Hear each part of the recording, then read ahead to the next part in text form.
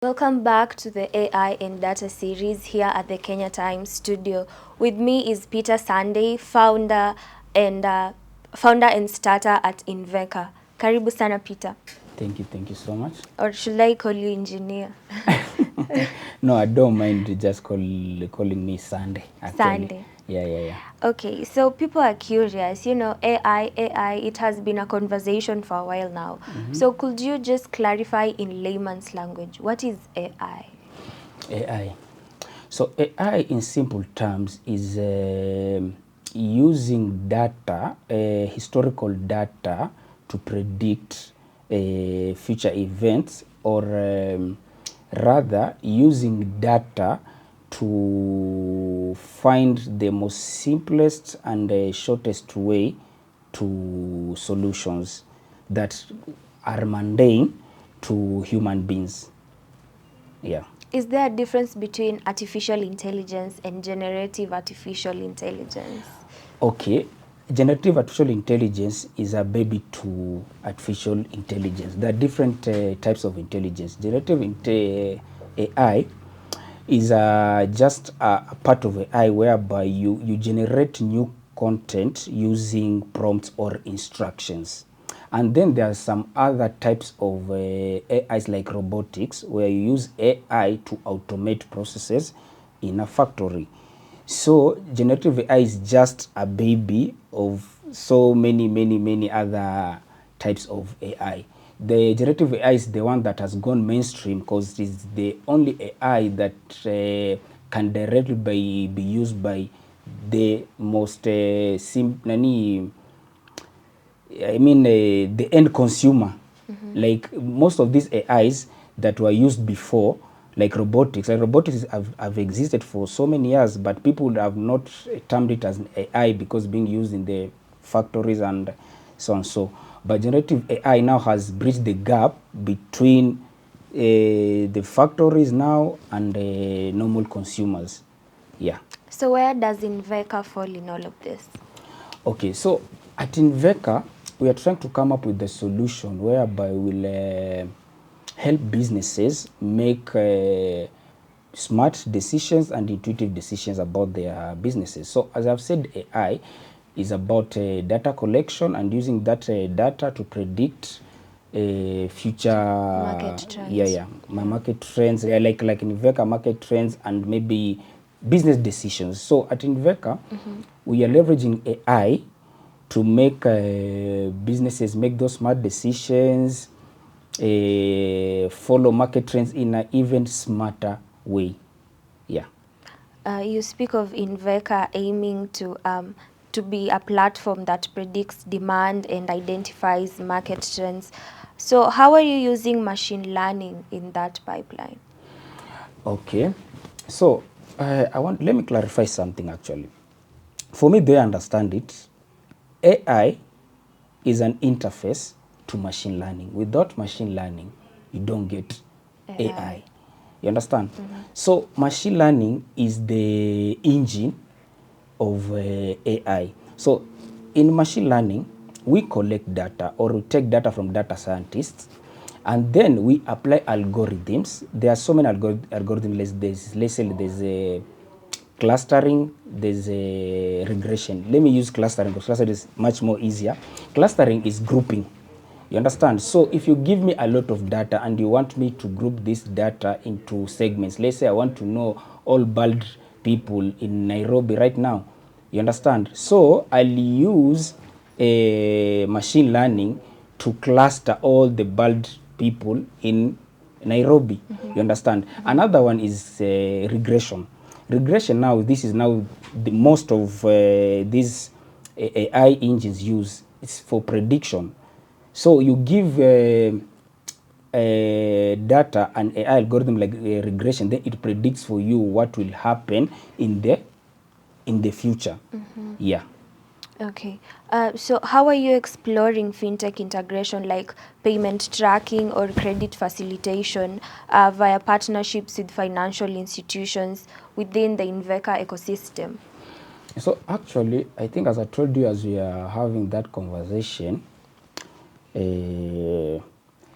My main goal, or the main goal that I want to achieve with Inveka, is to give financial incentives to these small businesses. Because when I was coming up with this idea, I went around asking these small businesses, okay, what's the problem? Why aren't you guys growing your business and creating big companies and Enterprises, yeah. enterprises? And they were saying, you know what, we don't have access to capital. And now here's the issue now.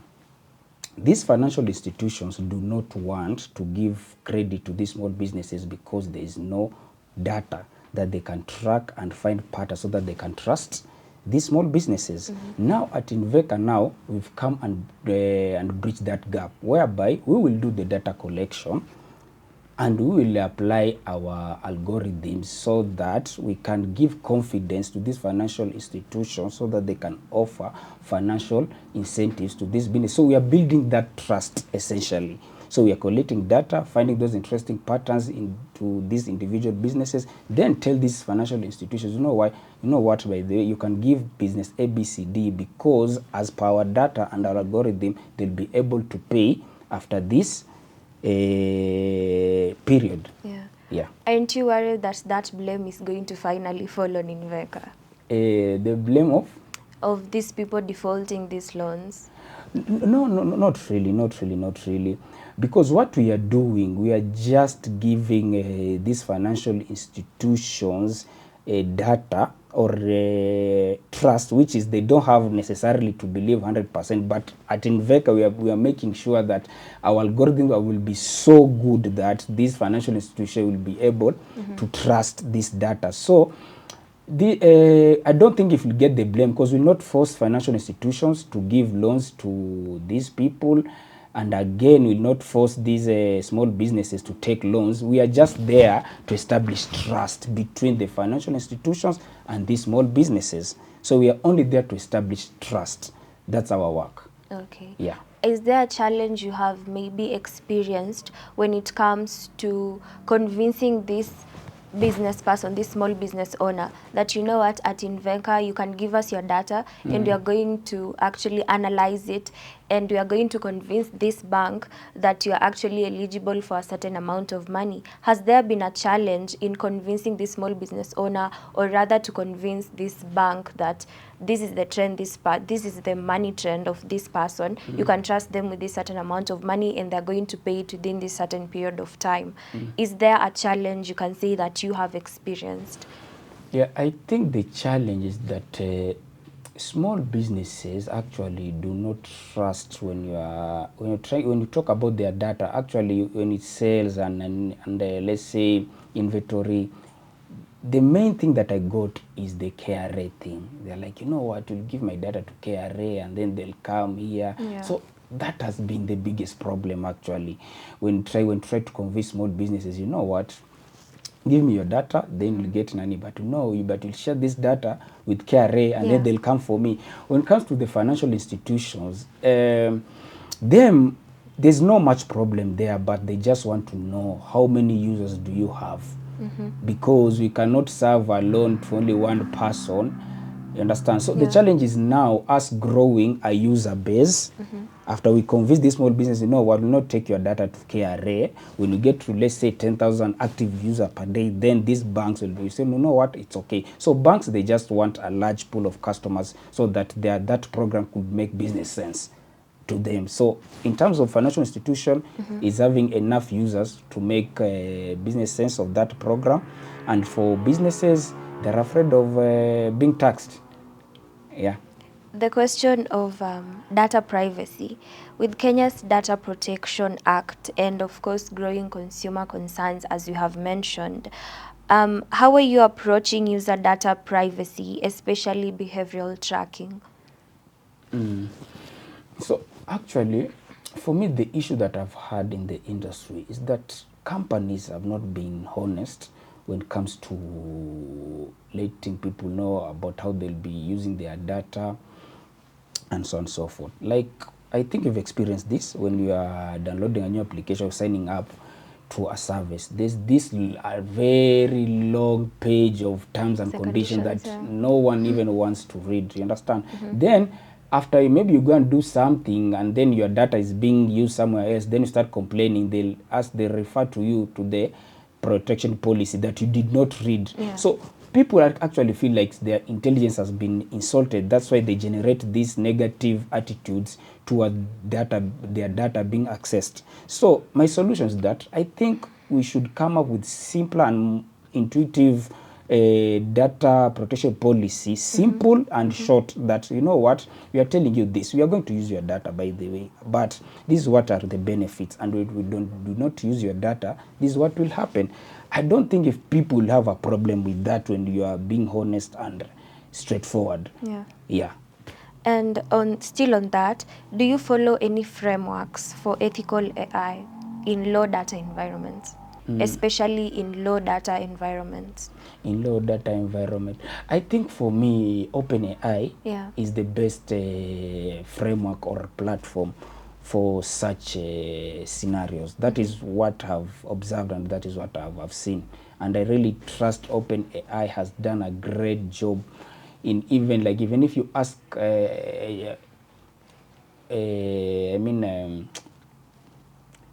is it OpenAI something like, let's say, something simple that you wouldn't think that it will be known, like let's say about like your up country, OpenAI will be able to give you at least an answer. At least, might not be, but at least an answer.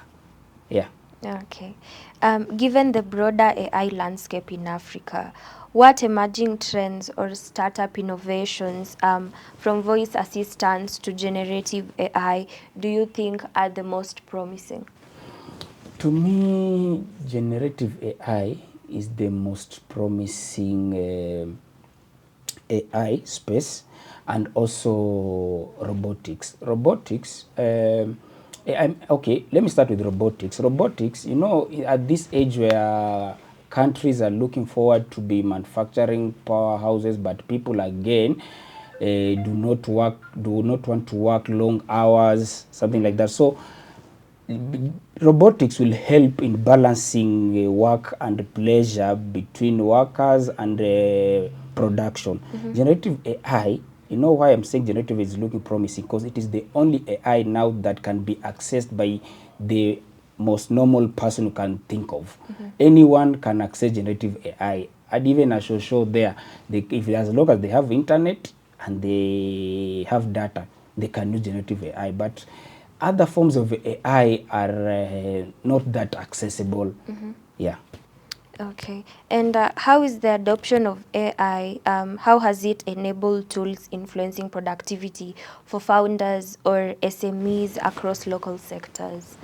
Oh, yeah.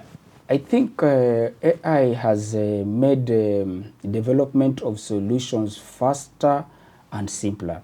An app that would take, let's say, a year to develop, with the AI tools, you can do that, let's say, 3 months.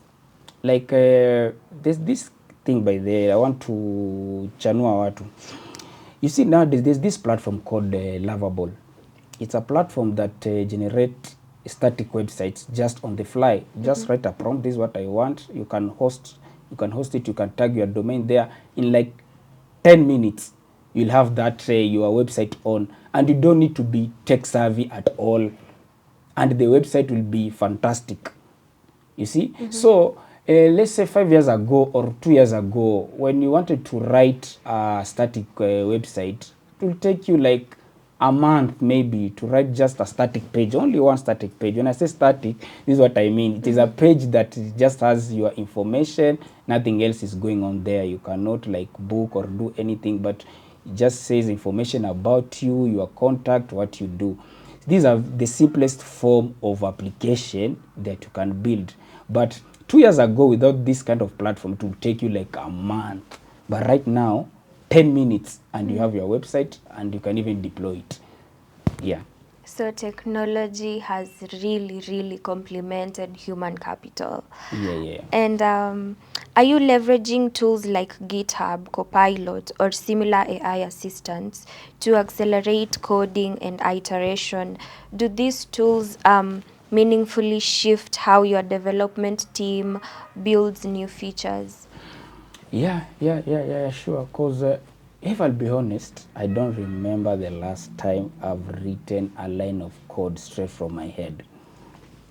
I just write a prompt, maybe correct some few lines, copy paste it. So many CTOs in the industries are not for that, but I think they are not they're not fair to this technology, because I believe uh, what as long as an AI or the code serves the context of the problem that we are solving, we do not have to put these guardrails, this conservative approach that, write your code like from, no, as long as the code base generated by the AI is serving the context of the problem, then I'm good. So for myself, I use like almost 3 generative AI platforms to write my code. If this code does not work here, I put it here, I correct it here, like that. And I write code much faster, even more efficiently and simple. So I encourage actually people to use AI tools to solve problems like coding and other things. But aren't you worried that we're going to have an influx of, you know, engineers who don't know how to write code from the start? They're just going to prompt it into the system and AI is going to generate everything. No, Yeah. not really, not really. Even if you use these AI tools, you must have some basic knowledge of engineering or software engineering, because you'll be like right now, if I give you a code that is generated by AI, or let's say this example that I just told you about Lovable. Yes, this Lovable thing will create for you that landing page or that static website, but there are some things that need like someone who has at least knowledge about web designing and coding. So what AI does, it only complements. It only complements, but you must have basic knowledge about coding. But it only complements and make your work easier.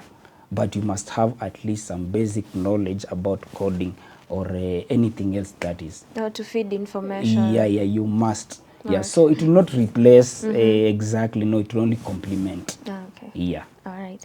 And what emerging skills do you think will be vital for Kenyan tech professionals, especially around AI and data science? I think prompt engineering.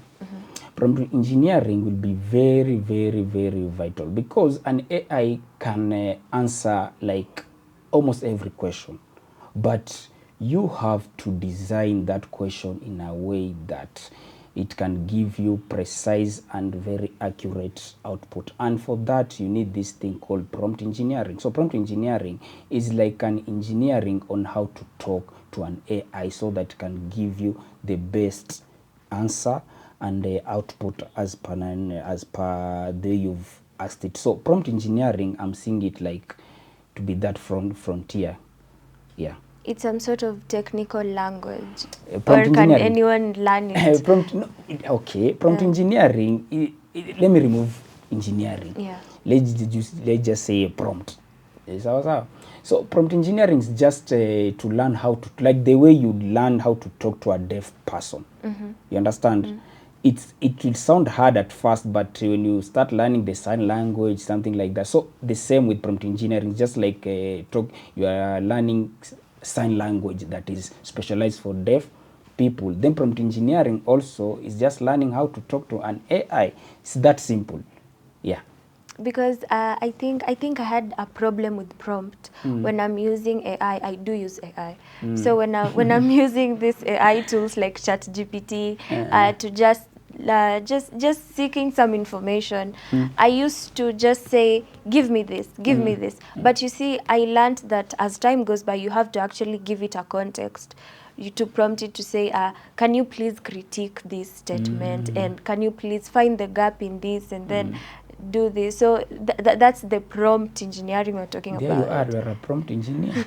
I'm a prompt engineer. Yeah. It's that simple. Yeah. Okay, these are vital skills that I think everyone should have. Yeah. You know, because when people are using AI, they don't really prompt it in the way that it should be. And as a victim and as a former victim, I can confidently say that I'm a prompt engineer. Yeah, and then you can see now that will be the next frontier that you know, you can see. Yeah. It's as simple as that, guys. Yeah. So is Inveka open to collaborations with universities or incubators to grow local talent? For sure, for sure. Like myself, I would say I love mentoring like students, people to come up with the ideas and solutions that solve African problems. Inveka is solving an African or a Kenyan problem where we over 40% of our GDP in Kenya is produced by these people. Small local and businesses. 40% of our GDP is a lot of money. So imagine that is unstructured money. You understand? Yeah. So, and again, it's an African problem. So myself, I would really love like to collaborate with universities, incubators, and even high schools to come up with the solutions that solve African problems or serve the context of Africa. Okay. Yeah. Can you confidently say now, as a parting shot, that Inveka solves real-time problems? Yeah. Is it a solution? Is it a specific solution to a specific problem? Has it achieved its objective? Yeah. Because as you can, as at the moment when you go to these shops or this small bit, you can see these people are using books. You understand? Now, if you give someone an incentive of using an app, so they are sure they'll not lose that book, their tabulation of their sales will be done automatically, you see, and then on top of that, Inveka will give financial incentive for them to grow their business. So I'm very confident with that solution. Maybe the only thing that I would say, people should not fear KRA, because we don't collaborate with the KRA and we cannot give our data to KRA because our business and KRA, there's no business between us and KRA. So you want to build confidence to small business, you use Inveka to track your businesses. Your data won't be given to KRA, but what you'll benefit is that your data will be tabulated automatically. You'll have smart solutions for you to grow your businesses and get financial incentives to even grow your business even bigger. Yeah. That brings us to the end of our conversation here in studio. It has been an insightful conversation with Peter Sande, founder Inveka. Remember, if you want to be part of this conversation, follow us on all our social media platforms at The Kenya Times. I've been your host, Agatha Nafula. See you next time.